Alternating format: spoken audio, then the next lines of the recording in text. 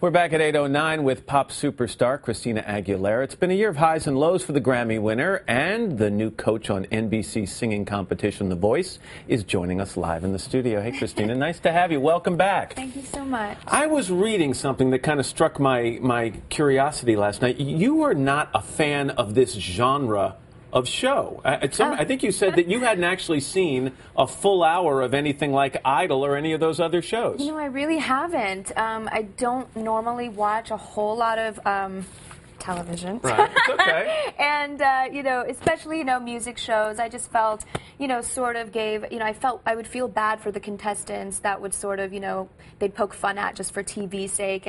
But when Mark Burnett actually proposed the idea of doing this show conceptually, it just struck me as such a genius concept because it almost takes it back to before you had music videos or internet access to your favorite stars. You really have to be moved by the voice. Right. And so this was special to me. And that aspect of the show I want to talk about, because there you are, you're sitting with your back to these contestants. Absolutely. In the very early stages.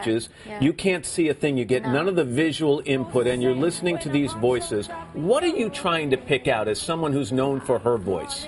You're just trying to find, it's not even a matter of your vocal range or how many ad-libs or, your vocal technicality. You just have to be moved and inspired in some way, almost back before, in time where you were moved by a Billie Holiday or, an Aretha Franklin, before you could see their faces literally all the time. You just were looking for back to something. the time of listening to a 45 or an album when we used to sit there and not have the visual. Well, it's great. That's why I was so excited and inspired by doing this show, because it truly stands behind its name, The Voice. One of the other things that's a little bit different is that you're not a judge in as much as you are a coach, and so you get to offer advice. One of the things you said to one of your contestants recently, you said, don't worry about the words. I never worry about the words. I didn't know if you were poking fun at the national anthem or you were giving real advice, but what would you tell these people in particular about fame? Because they're going to be more famous after this show than you were after 10 years of your career.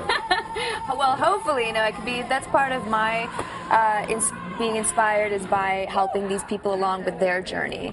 And, I just hope to be a positive influence in all of that. And I think it comes from a great place because this was a year of many highs and lows and different things, and going through a divorce in the public eye where things are going to be magnified and speculated about and judged. And these people have to know that going into, hey, if you want a career in doing this, you have to roll with the punches. This, you're going to have your highs and lows, but you keep going. And every single time you take that stage, that's another opportunity for you to prove to, not only the world, but to yourself that you are stronger and get up there, a better person. I mentioned I was reading about you last night to prepare for this, and there have been some tough times in this year. The national anthem thing, the fall at the Grammys, the divorce. Almost fall, but yes. The public intoxication. There was a time where people, your friends, the people who love you the most, tried to intervene in your life. Is that true, or is that an exaggeration? I think there were some definite ex-disgruntled employees along the way that, whenever things happen like this to you, some people just want to kick you when you're down. And, for me, I've been in this business a very long time. I've been singing since I was 6 years old. You're going to have your high moments and your low moments, but it's after that specific time. Right now I feel that I've found my true friends and the people who really are there for me and have stuck by me and just supported me. When you're going through a hard time, you don't need people judging and ridiculing you. The people that are around you are going to be the ones to support you and love you through whatever difficult time you're going through. You did have those people too. You had the friends, because there were people who were not attacking you, who were genuinely concerned about you.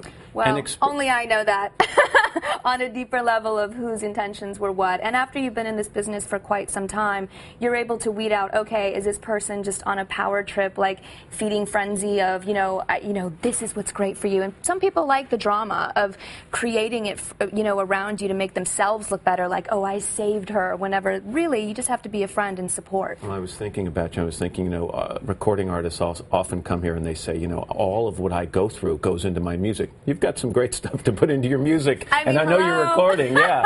This is going to be good new music you're coming up with. Material. Yeah, it's going to be an introspective album. I have a lot of great things to come through with, but in the vein that I always, have come with songs like Fighter or Beautiful, finding the, the beauty within imperfections and, overcoming struggles and hard times and rising above it all. That's what this record is about for me, too. So we look forward to hearing stuff. that. Thank Christina you. Aguilera, good luck on The Voice. You. Continued success with that, and thanks for coming by this morning. Thank you. We appreciate Thanks it. so much. And a reminder, you can catch The Voice tonight at 10, 9 Central Time. That's right here on NBC.